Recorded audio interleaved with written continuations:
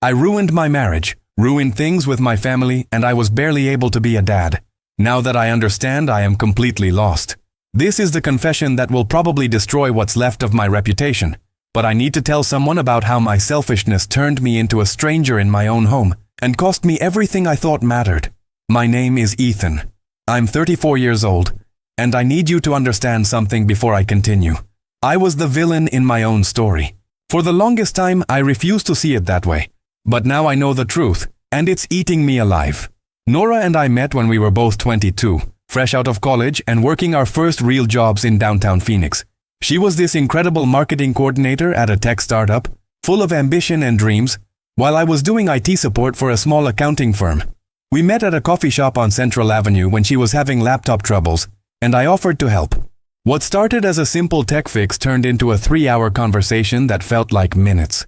She had this laugh that could light up the entire room, and when she smiled, I swear everything else just faded away. Those early days were magical. Nora was everything I thought I wanted in a partner.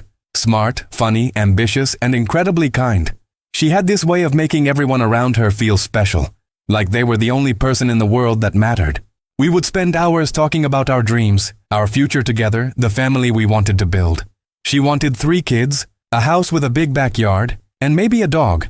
I wanted whatever she wanted because being with her felt like home. We dated for 3 years before I proposed. Looking back now, I realized I was caught up in the idea of being married more than actually understanding what marriage meant. I thought it would be like dating but with a ring and a shared apartment. God, I was so naive. The proposal itself was perfect. I took her to the hiking trail where we had our first real date, got down on one knee as the sun was setting over the mountains, and she said yes through tears of joy. That night, lying in bed, she whispered, "I can't wait to build a life with you, Ethan."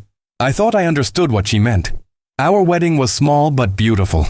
About 60 people, mostly family and close friends, held at this charming little vineyard outside the city. Nora looked absolutely stunning in her grandmother's vintage lace dress. When she walked down the aisle, I genuinely felt like the luckiest man alive. My best man, Jake, had whispered, "Don't mess this up, man," right before the ceremony started. And I remember thinking how impossible that would be. How could anyone mess up something so perfect? The first year of marriage was blissful. We lived in this tiny 1-bedroom apartment, barely making ends meet, but we were happy. Nora would cook these elaborate dinners after work, and we'd eat by candlelight on our second-hand dining table, talking about everything and nothing. She had this dream of starting her own marketing agency someday, and I would listen to her plans for hours, amazed by her ambition and drive. I supported her completely, or at least I thought I did. When Nora got pregnant with our first child, we were both over the moon. She was 26, I was 27, and we felt ready to take on the world as parents. The pregnancy was tough. She had terrible morning sickness for the first 4 months, and I tried to be supportive. I would bring her ginger tea in bed, run to the store at midnight for whatever craving she had, and hold her hair back when she was sick. Looking back, this might have been the last time I was truly selfless in our relationship. Our daughter, Emma, was born on a snowy February morning after 14 hours of labor. When the doctor placed her in my arms, I felt this overwhelming sense of love and responsibility that I'd never experienced before. She was perfect, tiny fingers, button nose, and these bright blue eyes that seemed to see right through me. "She looks just like you," Nora whispered from the hospital bed, exhausted but glowing. "I hope she has your heart," I replied, kissing Nora's forehead. At that moment, I meant it with every fiber of my being. The early days of parenthood were challenging but manageable. Nora took 6 months of maternity leave, and I tried to help with night feedings and diaper changes. But somewhere along the way, I started to feel like I was doing more than my fair share. When Nora went back to work, I felt resentful that she got to leave the house and have adult conversations while I was stuck changing diapers when I got home from my own job. This was the beginning of my descent into selfishness, though I didn't recognize it at the time. 3 years later, when Emma was a curious, energetic toddler, Nora got pregnant again. This time my reaction was different. Instead of pure joy, I felt overwhelmed. "2 kids, Ethan," she said, showing me the positive pregnancy test. "Can you believe it?" I forced a smile and hugged her, but inside I was panicking about the financial strain, the sleepless nights, the additional responsibility. This pregnancy felt like a burden rather than a blessing, and I'm ashamed to admit that Nora picked up on my lukewarm response. Our son, Lucas, was born the following October. Unlike with Emma, I felt detached from the moment. Sure, I loved him, but the overwhelming sense of responsibility now felt more like a weight on my shoulders. Nora was dealing with postpartum depression this time, which made everything harder. She needed my support more than ever, but instead of stepping up, I started to withdraw. This is where my behavior became truly inexcusable. With 2 young children and a wife struggling with her mental health, I began to prioritize my own comfort above everything else. I would come home from work and expect dinner to be ready, the house to be clean, and the kids to be quiet so I could relax. When Nora would ask for help, I'd respond with comments like, "I worked all day too," or "I need some time to decompress." The complaints started small. "Nora, there's no food ready again," I'd say when I came home to find her still in pajamas, trying to manage a crying baby and a demanding toddler. "I've been dealing with Lucas's ear infection all day, and Emma had a meltdown at the grocery store," she'd explain, looking exhausted. Instead of offering comfort or jumping in to help, I'd sigh dramatically and order takeout, making sure she knew I was inconvenienced by having to solve the dinner problem. My sense of what was fair became completely twisted. When Nora would meet her college friends Jessica and Amanda for coffee on Saturday mornings, her only social outlet since becoming a mother, I'd use it as justification to go out with my buddies Kevin and Matt until late that night. "You got your friend time, now it's my turn," I'd say, as if 2 hours of coffee was equivalent to 6 hours of drinking and playing pool. The worst part was how I treated her attempts to communicate. When she'd try to talk to me about feeling overwhelmed or needing more support, I'd turn it into an argument about fairness. "I work 40 hours a week, Nora. I'm tired too. It's not like you're the only one making sacrifices here." I'd list all the things I did, taking out the trash, mowing the lawn, fixing things around the house, as if they were equivalent to the round-the-clock care she provided for our children. I started keeping score of everything. If I changed a diaper, I expected recognition. If I gave the kids a bath, I acted like I deserved a medal. Meanwhile, Nora was doing all of this and more without any acknowledgement. She was the one who knew Emma's favorite bedtime story, Lucas's feeding schedule, when their doctor appointments were, what sizes clothes they wore. I was living in the same house but functioning more like a boarder than a father or husband. The breaking point came on a Saturday in March when Lucas was 8 months old and Emma was almost 4. Nora had mentioned during the week that she needed to do some shopping for spring clothes for the kids and wanted to stop by the mall on Saturday morning. "That's fine," I told her. "I'll watch the kids." The fact that I said watch instead of take care of should have been a red flag to both of us. Saturday morning arrived and Nora got ready to leave around 9 a.m. "I'll probably be back around 2 or 3, she said, grabbing her purse and car keys. "Emma had breakfast, but Lucas will need his bottle in about an hour. There are snacks in the pantry if Emma gets hungry, and Lucas needs his nap around 11:30. "Got it," I replied, not even looking up from my phone where I was checking sports scores. "Take your time." What happened next still makes me sick to my stomach. After Nora left, I settled into the couch and turned on a basketball game. Emma was playing quietly with her dolls, and Lucas was content in his bouncer. I told myself I deserved to relax since it was the weekend. When Lucas started fussing around 10, I gave him his bottle and put him down for his nap early, figuring it would give me more peace to watch the game. Emma asked for a snack around 11, so I grabbed a bag of goldfish crackers and handed it to her. "Here you go, sweetheart. Daddy's watching the game." She munched on the crackers while coloring, and I felt like I had everything under control. When she asked for lunch around noon, I told her to wait a little bit because the game was in overtime. By 1 o'clock, both kids were getting cranky. Lucas had woken up from his short nap and was crying. Emma was whining about being hungry, and I was annoyed that my peaceful morning was being disrupted. I made Emma a peanut butter sandwich, no cutting off the crusts like Nora always did, just slapped some peanut butter on bread, and gave Lucas another bottle to quiet him down. The afternoon dragged on. I managed to keep both kids alive and relatively content with minimal effort on my part. But I made no attempt to actually engage with them. No reading stories, no playing games, no going outside, just the bare minimum to maintain peace while I watched TV and scrolled through my phone. Nora came home around 3:30, looking refreshed from her few hours of adult freedom. She walked through the door with shopping bags, ready to show me what she'd bought for the kids, but her smile faded when she saw the state of the living room. Goldfish crackers were scattered across the coffee table. Lucas was sitting in the same diaper he'd been wearing when she left, and Emma was still in her pajamas. "Did you feed them lunch?" she asked, setting down her bags and immediately going to pick up Lucas, who had dried tears on his cheeks. "Of course I fed them," I replied defensively. Emma had a sandwich and Lucas had his bottles. Nora's face showed a mixture of disappointment and exhaustion. "Ethan, it's almost 4 o'clock. Emma's still in her pajamas. Lucas has been in the same diaper all day, and this room looks like a tornado hit it. What have you been doing? This is the moment I should have apologized.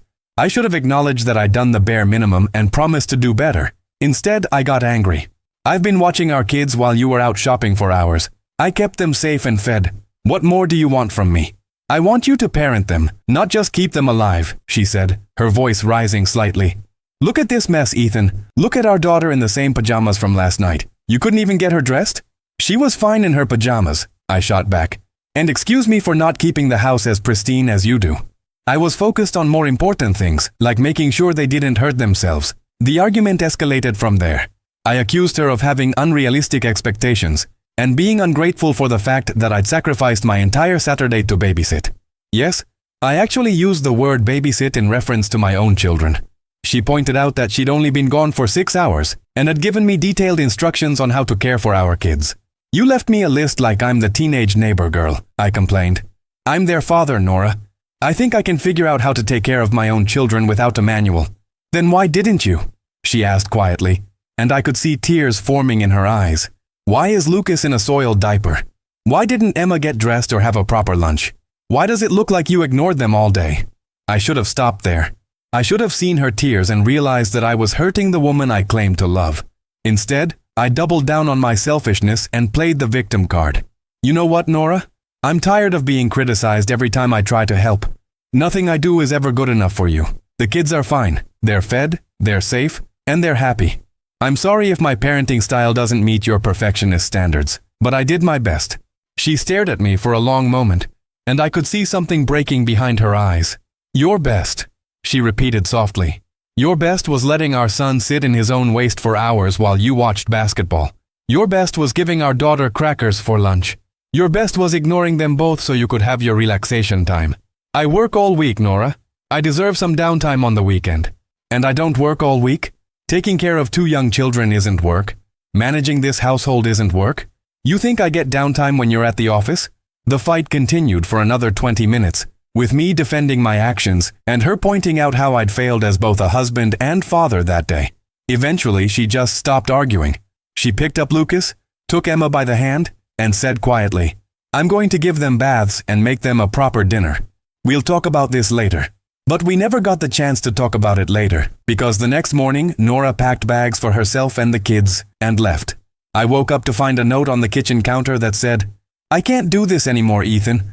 I'm staying at my sister's house until we figure out what comes next. The kids deserve better than what happened yesterday, and I deserve a partner, not another child to take care of. I was shocked. In my mind, we'd had a typical marital argument that would blow over in a day or two. I never imagined that my behavior had pushed her to the point of actually leaving. I called her phone repeatedly, but she didn't answer. I drove to her sister Caroline's house, but no one answered the door even though I could see Nora's car in the driveway. For 3 days, I heard nothing. Then, on Thursday evening, Nora called me. I want a divorce, Ethan, she said without any preamble. I've already contacted a lawyer. Nora, come on, we can work through this. Every couple fights. This is crazy. This isn't about one fight, and you know it. This is about years of you treating me like a live-in maid and babysitter instead of your wife and partner. This is about you caring more about your convenience than your children's well-being. This is about me feeling completely alone in my own marriage. She was right, but I wasn't ready to admit it yet. So you're going to break up our family because I had one bad day watching the kids? That seems a little extreme, don't you think? One bad day? Her voice was incredulous. Ethan, when was the last time you got up with Lucas in the middle of the night? When was the last time you planned a meal for this family or did grocery shopping? When was the last time you took Emma to a playdate or scheduled a doctor's appointment or did laundry? You've been checked out of this marriage and this family for months, and I'm done pretending everything is fine. The divorce proceedings were swift and brutal, made worse by my continued inability to take responsibility for my actions. Nora's lawyer presented a reasonable proposal. We would sell the house and split the proceeds. She would have primary custody of the children with me getting them every other weekend and 1 evening per week, and I would pay child support based on my income. But I couldn't handle the idea of being seen as the bad guy, so I decided to fight. I hired my own lawyer and demanded 50-50 custody with no child support payments. My reasoning was that if we had equal time with the kids, why should I pay her anything? I also wanted to keep the house since I was the primary breadwinner, offering to buy out her half at a value significantly below market rate. My lawyer warned me that this approach would likely backfire. Your wife has been the primary caregiver for years, he said. Courts tend to favor maintaining stability for children, and fighting for equal custody when you've never demonstrated equal responsibility will make you look bad. I ignored his advice and pushed forward with my demands. This is where Nora showed me just how much she'd thought this through, and how well she knew me. Instead of fighting my custody demands, she agreed to them with one condition. If I failed to maintain at least 60% of my parenting responsibilities during my custody time, the arrangement would revert to her having primary custody and me paying child support. What kind of responsibilities? I asked during mediation. Her lawyer handed me a detailed list. Ensuring the children were fed nutritious meals, dressed appropriately for weather and activities, maintaining consistent bedtime routines, scheduling and attending medical appointments, handling school communications and homework, organizing playdates and activities, and maintaining a clean and safe living environment. This is ridiculous, I protested. You're setting me up to fail with these impossible standards. These are the standards I've maintained every day for years, Nora replied calmly. If you want equal custody, you need to provide equal care. I was so confident in my ability to handle my own children that I agreed to the terms. After all, how hard could it be? I was their father. I'd figure it out as I went along. The first week of shared custody was a disaster. I picked up Emma and Lucas on Friday evening, and by Sunday night, I was completely overwhelmed. Emma had a meltdown because I'd forgotten it was her friend Sophie's birthday party on Saturday. Lucas had diaper rash because I'd left him in wet diapers too long. Neither of them would eat the frozen dinners I'd prepared, so they survived mostly on cereal and crackers. The house was chaos by the end of the weekend, with toys everywhere, dishes piled up, and both kids cranky from lack of routine. When I dropped them back off at Nora's apartment on Sunday evening, Emma ran straight to her mother's arms. "Mommy, Daddy doesn't know how to make pancakes like you do. And he forgot about Sophie's party, and I was the only one who didn't bring a present." Nora looked at me with a mixture of disappointment and pity. "How did it go?" she asked. "Fine," I lied. "Just some minor adjustments to figure out." But it wasn't fine, and the next weekend wasn't any better. I was discovering that being a full-time parent required skills I'd never developed.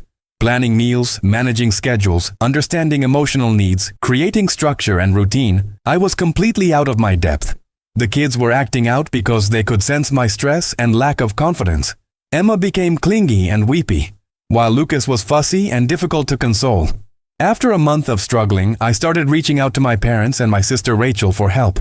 "Mom, could you watch the kids on Saturday while I run some errands?" became a regular request. "Rachel, do you mind picking up Emma from preschool on Tuesday? I have a work meeting that ran late." At first, they were happy to help, thinking I was adjusting to single parenthood and needed temporary support. But as the requests became more frequent, and I showed no signs of developing independence, they started expressing concerns. "Ethan, you can't keep relying on us to parent your children," my mother said after I'd asked her to babysit for the 4th weekend in a row. "These kids need their father to step up and learn how to take care of them." "I am taking care of them," I protested. "I'm just asking for a little help while I figure things out." "It's been 2 months, my sister Rachel added. "At what point are you going to actually figure it out instead of pawning them off on us whenever things get difficult?" I felt betrayed by their criticism. In my mind, I was doing my best under difficult circumstances, and my family should be supporting me instead of judging me. "I can't believe you're all turning against me too," I said during a particularly heated conversation. "First, Nora abandons our marriage over one bad day. Now my own family won't help me when I need it most." "We're not turning against you," my father said quietly. "We're trying to help you understand that being a parent means being responsible for your children's well-being every single day, not just when it's convenient for you." But I wasn't ready to hear that message. Instead, I felt like everyone was ganging up on me, and I made a decision that I now recognize as one of the cruelest things I've ever done. I started restricting my parents' and sisters' access to Emma and Lucas, claiming that their negative influence wasn't good for the children. "If you're going to criticize my parenting, then you don't get to see your grandchildren," I told my parents. "I won't have you undermining me in front of Emma and Lucas." The irony of this decision was lost on me at the time.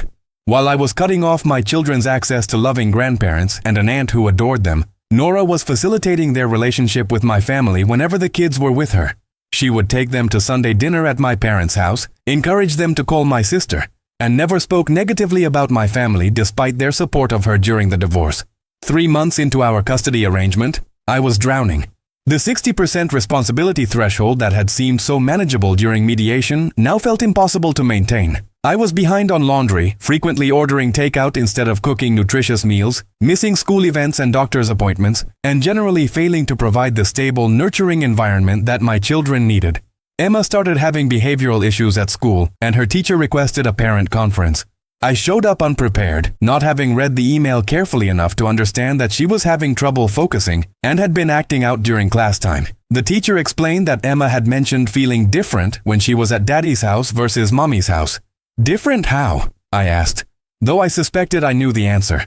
She says there are no rules at your house, that she has to take care of baby Lucas sometimes, and that you seem sad a lot. She's also mentioned being hungry and having to ask for food multiple times before getting fed. Hearing my daughter's observations through her teacher's voice was devastating. I realized that my 4-year-old had been trying to fill in the gaps in my parenting, taking on responsibilities that should never fall to a child. The image of Emma trying to comfort her baby brother while I wallowed in self-pity made me sick to my stomach. That night, after dropping the kids back off with Nora, I sat alone in my empty house and finally faced the truth. I wasn't failing at being a single father. I had failed at being a father, period. For years I had been physically present but emotionally and practically absent from my children's lives. Nora hadn't left me because of one bad Saturday. She'd left because I had consistently chosen my own comfort over my family's needs. The next few months were dark. I spiraled into a depression that I probably should have sought help for sooner than I did. I was barely maintaining my job performance, my house was a disaster, and I was dodging calls from Nora's lawyer about my failure to meet the custody agreement requirements. The 60% threshold that we'd agreed to had become a joke. I was probably managing about 30% of my parenting responsibilities, if that. Finally, 6 months after our separation, Nora's lawyer sent me a formal notice that I was in violation of our custody agreement. They were moving to revoke the shared custody arrangement and establish her as the primary parent, with me getting supervised visitation until I could demonstrate consistent parenting skills. I would also be required to pay child support as originally proposed. Instead of fighting this change, I felt almost relieved. The pretense of being an equal parent was exhausting, and I knew deep down that Emma and Lucas were better off with their mother as their primary caregiver. But agreeing to the new arrangement felt like admitting that I was a failure as a father, and I wasn't ready to face that reality yet. Around this time, I made the decision that I now recognize as the turning point in my journey toward becoming a better person. I started seeing a therapist named Dr. Patricia Williams. Not because I wanted to fix my relationship with Nora, I knew that ship had sailed, but because I was tired of feeling angry and bitter all the time. Dr. Williams was a patient, insightful woman in her 50s who had a way of asking questions that forced me to confront uncomfortable truths about myself. In our first session, she asked me to describe a typical day in my life before the separation. I'd get up, go to work, come home, eat dinner, watch TV, and go to bed, I said. Where were your children in that routine? She asked. Well, they were there. Nora took care of the day-to-day stuff, but I was present. What does present mean to you? I struggled to answer that question. When I really thought about it, being present had meant being physically in the same space as my family, but not being emotionally or practically engaged with them. I was like a boarder who happened to live in the same house as his wife and children. Over the next several months of therapy, Dr. Williams helped me understand the patterns of behavior that had led to the destruction of my marriage. My sense of entitlement, my inability to see past my own needs, my expectation that Nora would manage all aspects of family life while I got to be the fun weekend dad even when we were married. Ethan, what do you think Nora needed from you during those years? Dr. Williams asked during one particularly difficult session. I don't know. I thought I was giving her what she needed. I worked hard to support the family financially. Did you ever ask her what she needed? The question hit me like a punch to the gut. In 9 years of marriage, I don't think I had ever directly asked Nora what she needed from me as a husband or father. I had assumed that my financial contribution was enough, that my presence at family dinners and bedtime routines was sufficient participation. As I continued therapy and started to develop some self-awareness, I also began to see my parents' and sisters' behavior during my custody struggles in a different light. They hadn't been criticizing me to be cruel. They had been trying to help me become a better father. By cutting them off, I had deprived my children of relationships with people who loved them unconditionally. I reached out to Rachel first, calling her on a Tuesday evening about 8 months after our falling out. I owe you an apology, I said when she answered the phone. Actually, I owe you several apologies. Ethan? She sounded surprised to hear from me. Is everything okay? No, everything's not okay. I've been a terrible brother, a terrible father, and a terrible person for a long time. I'm calling because I want to try to make things right, if you'll let me." That conversation lasted for 2 hours. I apologized for cutting her off from Emma and Lucas, for refusing to listen to her concerns, and for blaming her for trying to help me see my shortcomings. Rachel, being the generous person she's always been, forgave me immediately. "I never stopped loving you, Ethan," she said, "and I never stopped hoping you'd figure out that we were all on your side." Rebuilding my relationship with my parents took longer. They were more cautious about trusting that I had genuinely changed, and I don't blame them for that. I had hurt them deeply by using their grandchildren as weapons in my war against accountability. But over time, through consistent action and genuine remorse, we were able to repair our relationship. The hardest conversation was with Nora. About a year after our separation, I asked if she would meet me for coffee so I could apologize. She agreed, but I could tell she was skeptical about my motives. "I'm not looking to get back together," I told her immediately. "I know that's not possible, and honestly, I'm not sure I deserve another chance, even if you were open to it. I just want to apologize for the years of selfishness and immaturity that destroyed our marriage." Nora listened carefully as I acknowledged the specific ways I had failed as a husband and father. I didn't make excuses or try to justify my behavior. I simply owned up to the fact that I had been emotionally absent from our marriage and had treated her like a servant rather than a partner. "I'm proud of you for doing this work, Ethan," she said when I finished. "But I need you to understand that apologies don't erase the damage that was done. Emma still asks me why Daddy doesn't know how to make her favorite breakfast. Lucas still gets anxious when it's time to go to your place because the routine is so different there." Her words stung, but they were fair. I had created lasting damage that would take years to repair if it could be repaired at all. That conversation motivated me to make concrete changes in my relationship with my children. I started by establishing consistent routines during my visitation time. Regular meal times, structured bedtimes, age-appropriate activities. I learned how to cook Emma's favorite pancakes and figured out Lucas's preferred bedtime story routine. More importantly, I started being emotionally present with them. Instead of putting on movies to keep them quiet while I scrolled through my phone, I played with them.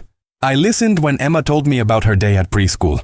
I learned to recognize Lucas's different cries and what each one meant. I became a student of my own children's needs and personalities. It took almost 2 years, but gradually I could see the relationship improving. Emma stopped being anxious when it was time to come to my house. Lucas started reaching for me when he wanted comfort, not just when he needed a diaper change. These small victories felt more meaningful than anything I had ever accomplished in my professional life. About 18 months after starting therapy, Dr. Williams asked me a question that really made me think. If you could go back and give your younger self advice at the beginning of your marriage, what would you say? I'd tell him to ask Nora what she needed instead of assuming I knew. I'd tell him that being a husband and father is a full-time job, not something you do in your spare time. I'd tell him that partnership means sharing the mental load, not just the physical tasks. And what would you tell him about the children? That they deserve a father who shows up every day, not just when it's convenient. That parenting is about serving their needs, not having them fit into your existing lifestyle. That love isn't enough if you don't back it up with action and attention. These insights felt profound to me at the time, but I now recognize they were basic truths that any decent parent should understand instinctively. The fact that it took me losing my family to learn them is a testament to how self-centered I had become. Today, 3 years after Nora and I separated, I'm a different person. I have my children every other weekend and one evening during the week, and I treasure every moment with them. I've learned to meal prep so they have nutritious options when they're with me. I know their teachers' names, their friends' birthdays, their favorite books and songs. More importantly, I've learned to put their emotional needs first. When Emma is feeling sad about the divorce, I don't dismiss her feelings or try to cheer her up with distractions. I acknowledge her emotions and help her process them. When Lucas is having a difficult day, I'm patient and present instead of frustrated by the inconvenience.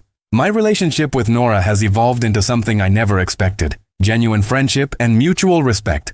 She started dating someone new, a man named David who seems to be everything I wasn't: attentive, thoughtful, present. Instead of feeling jealous or resentful, I'm happy for her. She deserves to be with someone who appreciates her worth and contributes equally to the relationship. "You know, Ethan, you've really changed," she said to me recently when we were coordinating Emma's birthday party. "The kids talk about how much fun they have with you now, and I can see that you're really listening to them." That comment meant more to me than any professional achievement I've ever had. To know that my children feel heard and valued when they're with me is the greatest success I've experienced as a person. I still have a relationship with my parents and Rachel, though it's different now. There's an awareness that I hurt them badly. And while they've forgiven me, we all remember what I'm capable of when I don't get my way. But we're building something new based on honesty and mutual respect rather than the one-sided dynamic that existed before. The hardest part of this entire experience has been accepting that some consequences are permanent. Emma and Lucas will always remember the early years when Daddy wasn't really present. They'll always have the divorce as part of their story. Nora will always carry the scars of being married to someone who treated her more like an employee than a partner. But there are positive consequences too. Emma and Lucas have a father now, who actually knows them as individuals. They have a mother who is free to be herself, instead of constantly managing someone else's emotional needs. They have grandparents and an aunt who can be part of their lives without walking on eggshells around their father's fragile ego. I've also learned that being alone isn't the punishment I thought it would be. I actually enjoy my own company now in a way I never did before. I've developed hobbies and interests that don't require anyone else's participation. I've learned to cook, to clean, to manage a household without resenting the effort it requires. Sometimes people ask me if I regret getting married so young or having children before I was ready. The answer is complicated. I regret that my immaturity hurt people I love. I regret that I wasted years of marriage being selfish and demanding. I regret that my children experienced instability because of my inability to be a real partner to their mother. But I don't regret having Emma and Lucas. They are the best things I've ever been part of creating. And becoming their father, truly their father, not just the man who helped bring them into the world, has been the most transformative experience of my life. I also don't regret that Nora had the courage to leave. If she had continued to enable my behavior by staying and suffering in silence, I never would have been forced to confront the reality of who I had become. Her leaving was the wake-up call I needed, even though I didn't appreciate it at the time. The person I am today bears little resemblance to the man who sat on his couch watching basketball while his children went hungry and unchanged. That man was selfish, entitled, and completely disconnected from the people who mattered most. He thought being a provider meant he was automatically a good husband and father, without understanding that love requires action, attention, and sacrifice. I still struggle sometimes with feelings of regret and loss. There are moments when I watch Emma playing with her dolls and remember how she used to beg me to play tea party with her, only to be told that Daddy was too tired or too busy. There are times when I'm giving Lucas his bath and think about all the baths Nora gave him alone while I sat in the next room, oblivious to the daily acts of love that were happening around me. But I've learned that regret can be productive if it motivates change rather than wallowing. Every time I feel that pang of remorse for my past behavior, I use it as motivation to be more present, more attentive, more engaged in the current moment with my children. I've also learned to forgive myself, which was perhaps the hardest part of this entire journey. Dr. Williams helped me understand that self-flagellation doesn't serve anyone. Not me, not my children, not Nora. The most loving thing I can do for everyone I hurt is to be better going forward, not to punish myself for past mistakes. One of the most unexpected developments in my life has been my relationship with David, Nora's boyfriend. When she first told me she was seeing someone, I felt a mixture of emotions: jealousy, inadequacy, fear that my children would love him more than me. But when I met him at Emma's school play, I was struck by how normal and decent he seemed. David doesn't try to replace me as the children's father, but he also doesn't ignore them or treat them like inconveniences. He knows Emma's favorite color is purple and that Lucas loves trucks. He helps with homework and shows up to soccer games. In other words, he does all the things I should have been doing from the beginning. He's really good with them, I told Nora after that first meeting. And I meant it sincerely. He is, she agreed. The kids really like him, but they know he's not trying to be their dad. You're their dad, Ethan, and they love you. That conversation could have been awkward and painful, but instead it felt healing. Nora's generosity in acknowledging my importance to our children, despite everything I'd put her through, was more grace than I deserved. I think about my parents sometimes and how they must have felt watching their son destroy his family through selfishness and immaturity. My father worked 2 jobs when I was young to support our family, but he still coached my little league team and helped with homework. My mother managed a household and worked part-time, but she never made us feel like we were burdens on her time. They had shown me what partnership and parenting looked like, but somehow I'd convinced myself that their example didn't apply to me. Maybe it was generational differences, or maybe I was just too self-centered to pay attention to the lessons they were teaching through their actions. "We're proud of the man you've become," my mother told me recently during one of our weekly phone calls. We always knew this person was inside you, but we weren't sure if you'd ever let him out. Her words made me cry, which is something that happens more often now. I'm more emotionally available not just to my children, but to everyone in my life. I cry during movies. I get choked up when Emma shows me a drawing she made at school. I feel genuine joy when Lucas takes his first steps at my house instead of treating it like an inconvenience to my plans. The practical changes in my life have been significant too. I meal plan every week, making sure I have ingredients for Emma's favorite meals and snacks that Lucas can handle. I keep a calendar with all their activities, appointments, and important dates. I've learned to do laundry properly so their clothes are clean and appropriate for whatever activities we have planned. But the emotional changes have been even more profound. I listen now, really listen. When my children talk to me. When Emma tells me about her day at school, I put down my phone and give her my full attention. When Lucas babbles his toddler language at me, I respond as if we're having a real conversation, which in many ways we are. I've also learned to apologize to my children when I make mistakes, which was something I never saw modeled in my own childhood. If I lose my patience or forget something important, I acknowledge it and say, I'm sorry. I want them to understand that adults aren't perfect and that taking responsibility for your mistakes is part of being a good person. Emma asked me recently why I didn't live with her and Lucas and Mommy anymore. It was a question I'd been dreading but also preparing for with Dr. Williams' help. Sometimes grown-ups realize they're not good at being married to each other, even if they love each other, I explained. Mommy and I decided we could be better parents if we lived in different houses and worked together to take care of you and Lucas. So, but why weren't you good at being married? She pressed, with the relentless curiosity of a 4-year-old. I wasn't being a good partner to Mommy. I wasn't helping enough with you and Lucas, and I wasn't listening when she tried to tell me what she needed. So she had to make a hard decision to protect herself and you kids. Emma considered this for a moment. But you're a good daddy now. I'm learning to be a better daddy, I corrected gently. And I'm going to keep working on it every day. These conversations are difficult but necessary. I want my children to understand that the divorce wasn't their fault, but I also want them to learn from my mistakes. I want Emma to know that she deserves a partner who listens to her and shares responsibilities equally. I want Lucas to understand that being a father means being present and engaged, not just financially supportive. Looking toward the future, I have hopes and fears in equal measure. I hope that my children will remember me as a father who showed up for them, even if it took me too long to figure out how to do it properly. I hope they'll see the divorce as something that ultimately made both their parents better people rather than something that damaged them permanently. I fear that they'll carry emotional scars from those early years when I was physically present but emotionally absent. I fear that Emma will have trust issues with men because her father wasn't reliable. I fear that Lucas won't have clear memories of me being a real father during his youngest years. But I've learned that I can't control those outcomes entirely. All I can do is continue to show up, continue to be present, continue to put their needs ahead of my own convenience. The past is fixed, but the future is still being written, and I get to influence how that story unfolds through my daily choices and actions. One thing that has surprised me about this journey is how much I've grown to respect Nora in ways I never did when we were married. When we were together, I took her competence for granted.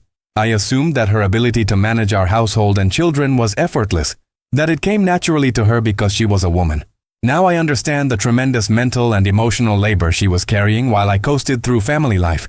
She was the one who remembered when the kids needed new shoes, who scheduled doctor's appointments, who planned birthday parties and play dates.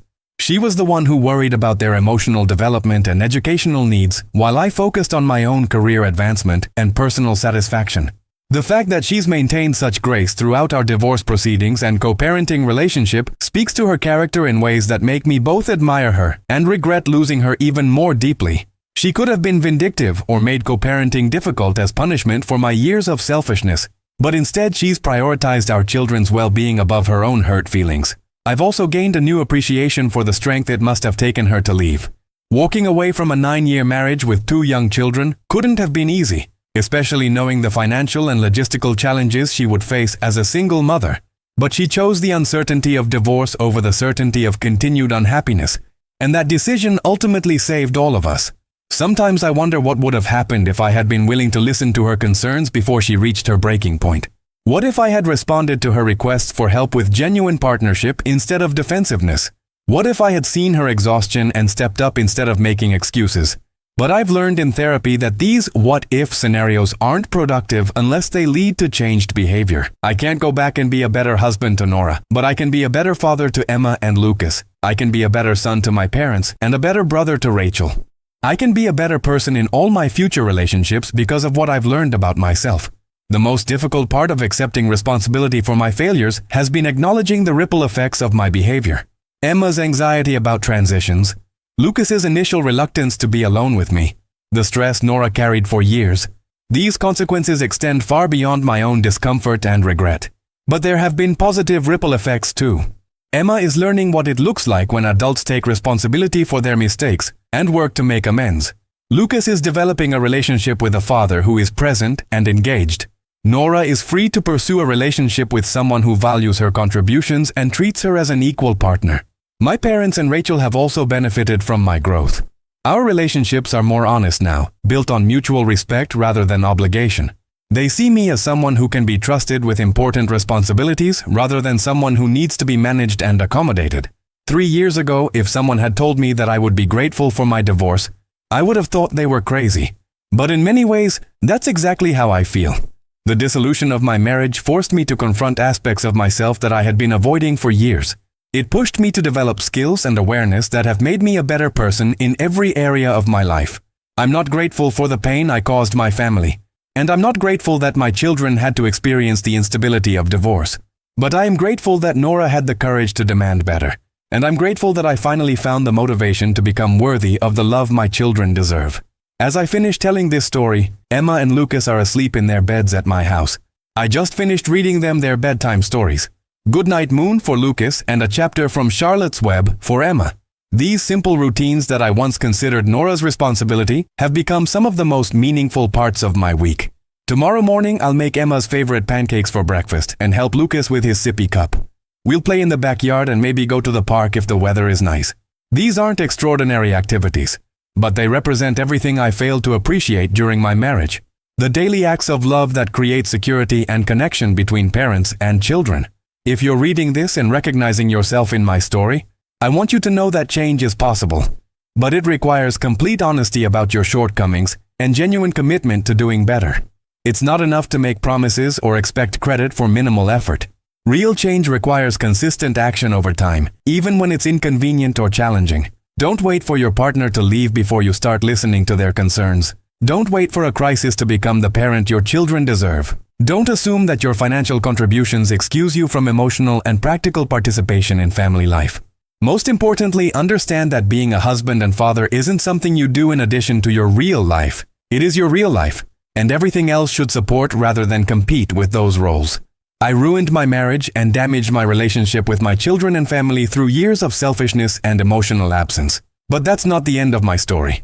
Today, I'm building something better on the foundation of hard-won self-awareness and genuine commitment to putting my children's needs first. The man who sat on his couch while his children went hungry is gone. In his place is someone who understands that love is a verb, that partnership requires sacrifice, and that being a father is the most important job I'll ever have. It took losing everything to learn these lessons, but now that I have them, I'll never let them go again.